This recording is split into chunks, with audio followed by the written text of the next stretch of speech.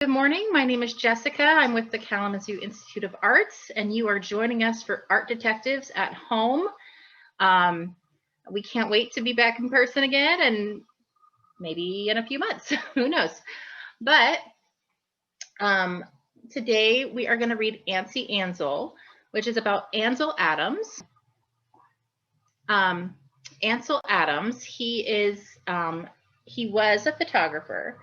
And right now at the KIA, we have got a exhibition called Framing Moments, Photography from the Kalamazoo Institute of Arts on display.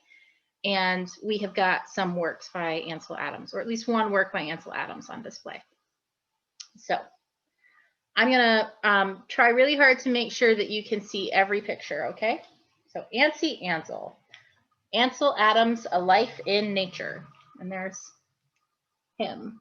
And I don't think he's from around now. Those are some older fashioned looking clothes, aren't they? Let's find out.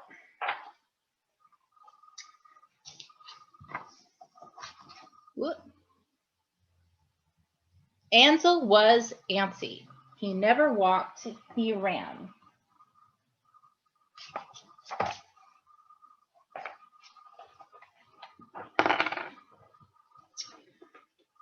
When he sat, his feet danced.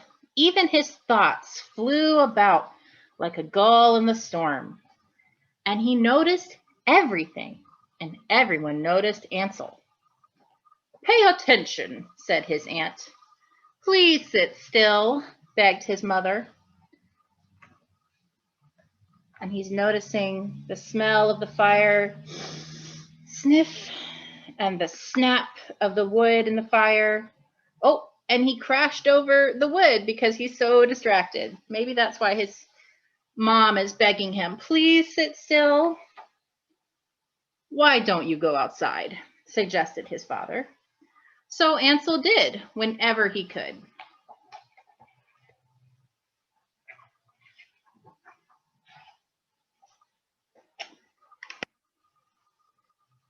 Ansel loved being outside. On the Golden Gate Beach near his house, nature was big and loud and wild. Gusting gales pushed and pulled, salt spray stung his cheeks, surf pounded the sand. Boom!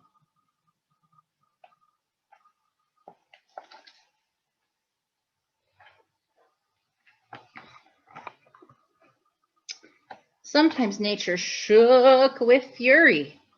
In 1906, an earthquake shiver, rumble, tumbled San Francisco to the ground. So he's in San Francisco, California. A Temblor tossed 4-year-old Ansel into a brick wall, and he broke his nose. Nature left its mark on Ansel. So during an earthquake, the ground shivered and he tripped and fell straight into a wall and broke his nose. But nature could be quiet too. On Lobos Creek, it whispered and winked, flickered and flew, shimmered and shone for Ansel's eyes alone.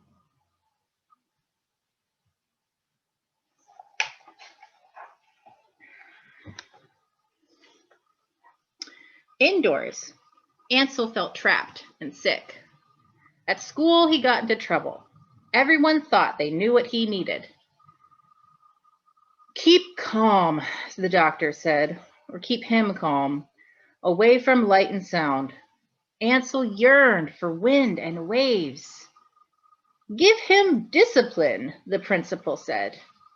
Ansel felt like a fly buzzing inside a jar. So he is not happy inside. He is not happy sitting still. Ansel's father had a different idea. "Give him air," he said. He took 13-year-old Ansel out of school and let him learn at home. So he got to be homeschooled.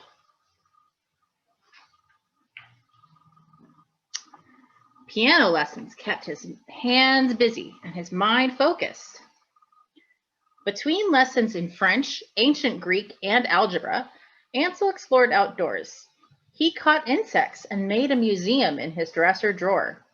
He scooped sand into cans and used a magnet to find flecks of iron.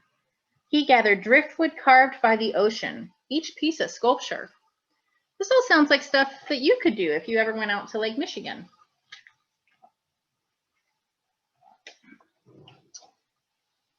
A season ticket to the San Francisco World's Fair filled Ansel's mind with mysteries and marvels, impressionists and organists, flavors and aromas, and fun and games. Ansel was on fire for learning.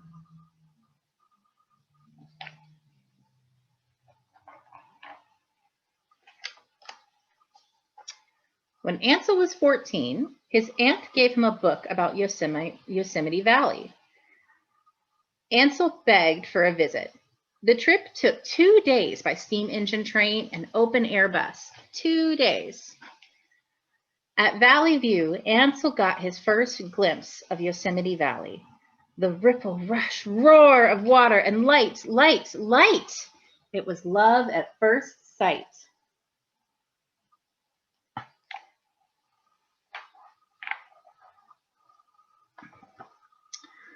One morning during the trip, Ansel's parents gave him a camera. That's a very old-fashioned camera. He was off. Run, leap, scramble, snap. Rapid, rumble, tumble, race. Swoosh, flutter, flit, flee. Ansel's photos became a journal of everything he saw.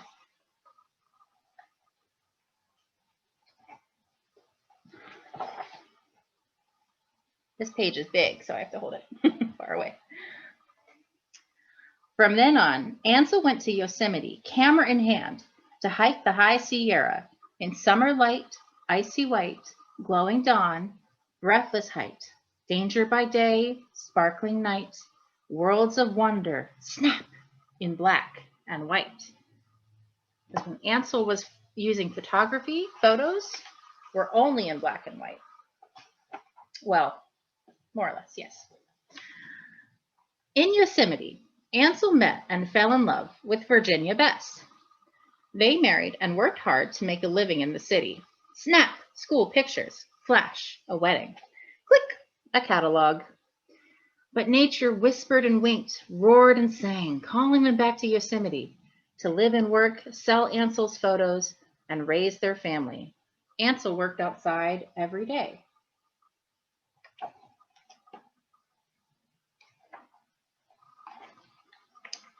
Soon, Ansel's photographs became famous. When the United States government and Life magazine asked him to take pictures, Ansel traveled far and wide, showing a nation its true nature in national parks, crystal caverns, craggy peaks, canyons carved by time, silver rivers swirling through wide open land. And in this book, there are some pictures in black and white. Pictures by Ansel Adams.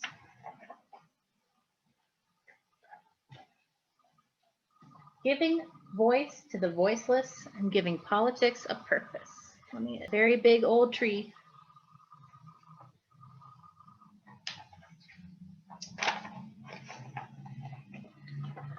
All his life, Ansel Adams noticed nature.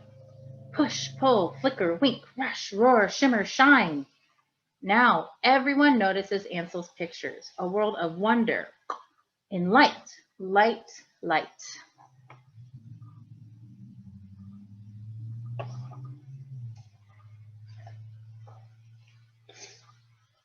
All right, so that was Ansel Adams. Auntie Ansel, A Life in Nature. So very quickly, I'm going to pull up the same pictures that you have got that were in your pack.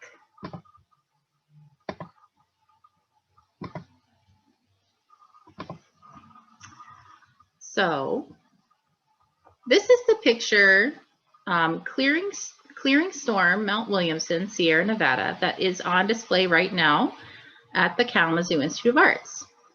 And What you'll notice about the pictures in your packet is that they are black and white, and they are pictures of places, but not of people. So we call this kind of art landscape art. And because they're photos, it's landscape photography. And this one is very dramatic with all these, very dark shadows, and then the light from the shining sun and clouds on the lake and the sun on the mountains. So you might think like, oh, it might be boring to take a picture in black and white of just like a river, but you can really see the motion, and it must have been foggy.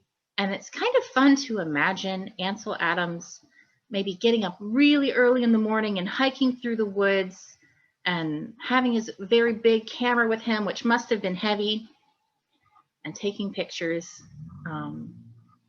And how high up must he have been to take this picture? He must have been on maybe another mountain to get all these big mountains and this beautiful river. So the reason that a bunch of pictures was because we are going to do our own landscape drawing using charcoal. And this picture is based off of the one that I showed you that I said, oh, it's very dramatic. You can see the sun shining on the mountains and the sun shining on the lake, but it's very dark right here with the shadow. So I looked at that one and I based my picture off that. I wanted some mountains, I wanted a cloud and a little bit of a river, but I didn't make it exactly like what Ansel Adams saw. And so you can either use the pictures that I gave you for inspiration, or you can think of another thing, another kind of landscape. Maybe you want to draw, your yard, and that can be a landscape. You could draw a forest, you could draw the beach, whatever you want to draw. And a couple things about charcoal. I accidentally just brushed it. So charcoal will come off really easily. And now I said we would get messy. My hands are already messy and I'm only holding my picture. So you can use that, you can use that for shading. You can use rubbing on your picture to make something darker or to make something lighter. And also, if you get some little speckles of charcoal, you can just kind of wipe. You could even, if you had like a little tissue with you, wipe it off. I don't have one with me, so it's just all going to get on my hands. So this is the part of Art Detectives at Home where we start our project. So you have got, I think, 2 pieces of paper, and you've got charcoal, which it can break really easily. That's another thing to know. And it's okay if it breaks, because you can still use like even the dust of charcoal. You can smudge it around and you can use it. And you could take a really teeny piece to add some details in various places.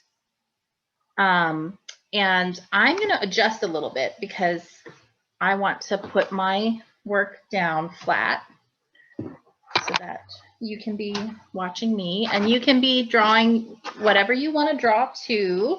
And I'll pick something. I'll pick a different one of the photographs that I shared. And let's see. So I'll draw and you draw with me, whatever you want to draw, your own black and white landscape.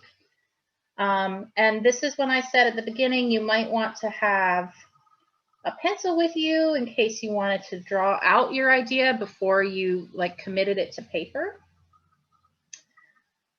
So I'm going to look through my Ansel pictures, and maybe I'll do this one with the waterfall.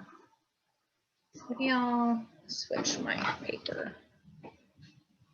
This might look kind of funny because it might be upside down for y'all, but I'm just going to kind of start by making, oh, you can't even see that. making this sort of thing, and then I'll kind of rub.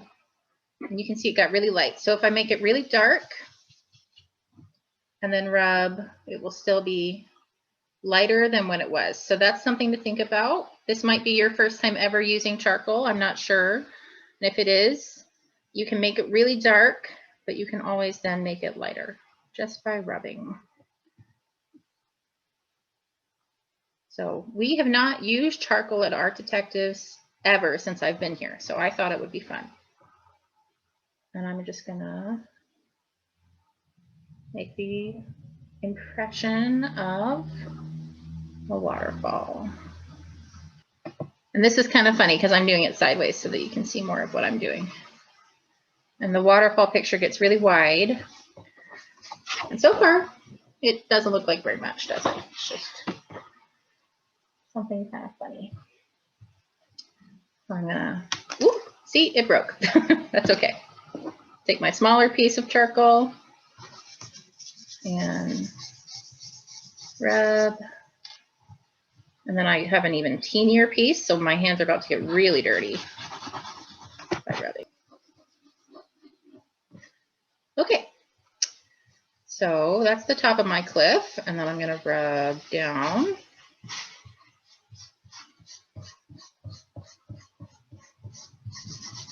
And I see that there's some trees at the top of my cliff, so I'm gonna break off my charcoal some more. Make some tree shapes.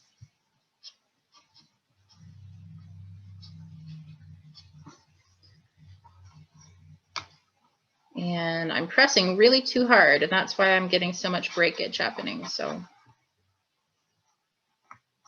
charcoal can be really fun, but pretty finicky. I think everybody has a thin piece and a thick piece.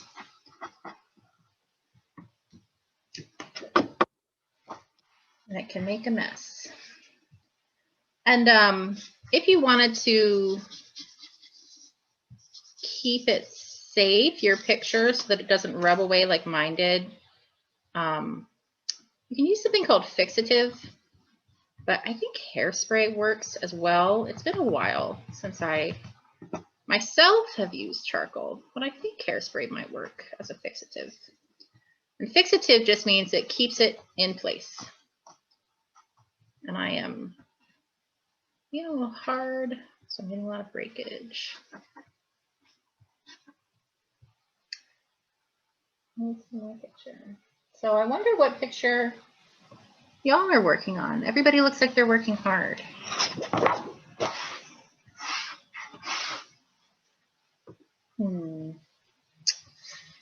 Now I can see that there's a big tree. And my table also bends at the end, so we'll make some tree lines. Bunch of tree lines.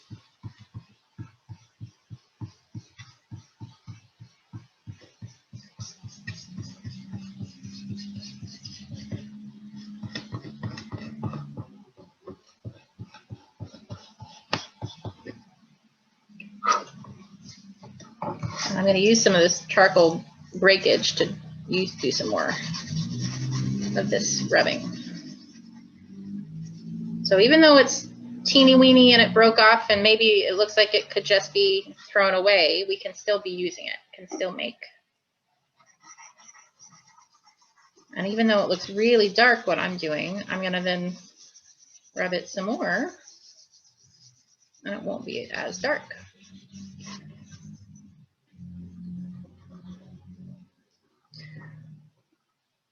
And I was looking at my Ansel Adams picture, and now I'm not looking at it quite so much because I'm just going with what feels right. So I want my impression of my tree to not go away, and I'll add some more pictures, or add more charcoal rather. There later.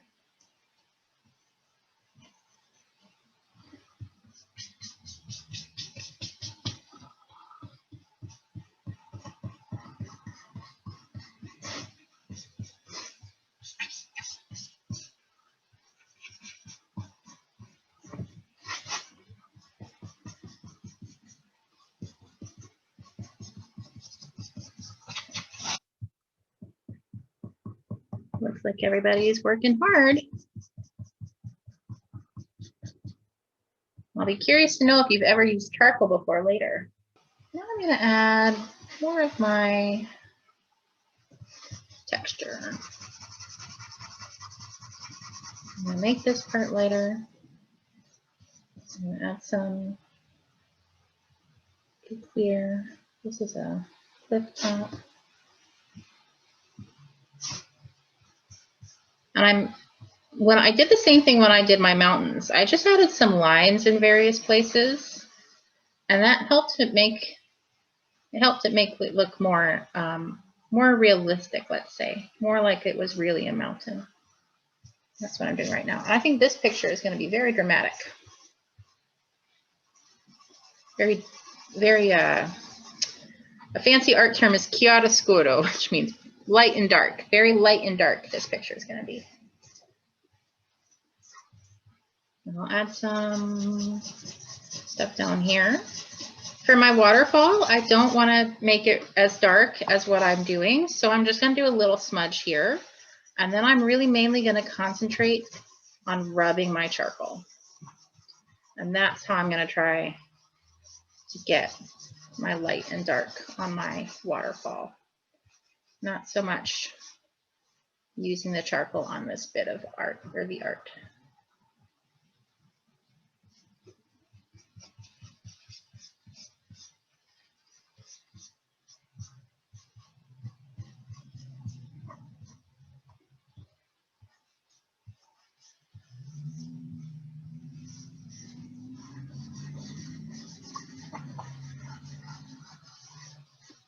There we go. That's what mine looks like so far.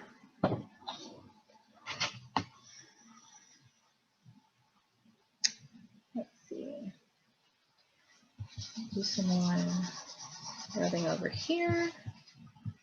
Oh, that's charcoal. And I haven't even used my other stick of charcoal yet. I'm still just using my first stick, and I'm still just taking little bits that have broken off and using those to help spread the color and the texture, the shading.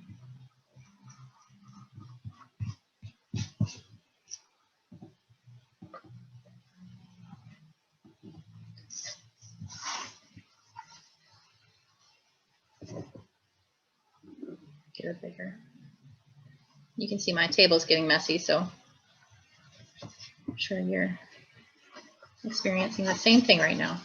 I'm going to add some more dark down here.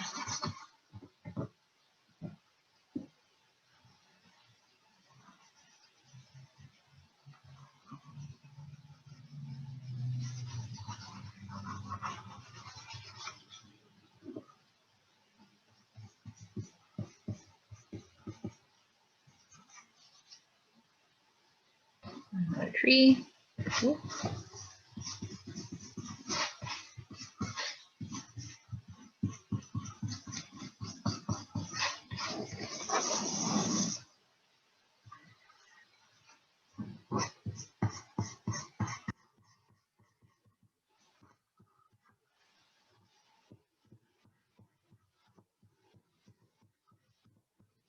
I could try to make this, you know, exactly like the picture, but I was thinking it's kind of fun to just use it as an inspiration.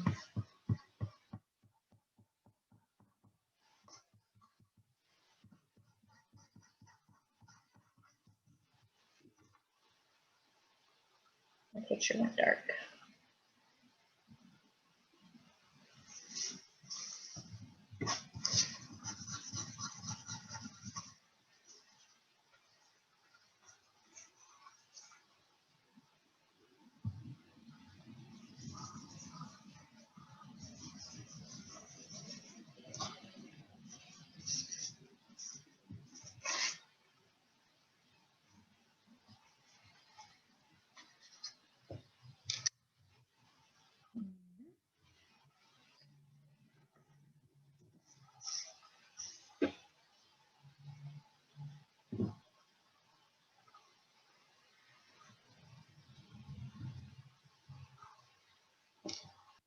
Okay, so I'm going to show mine and then I'm going to stop recording so that everybody can feel like they can show theirs too.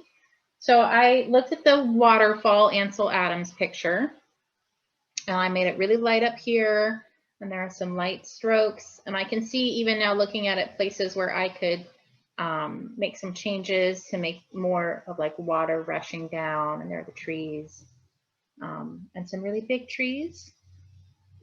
And maybe I'll work on this a bit more later because I think it would be nice if I had more detail in the waterfall.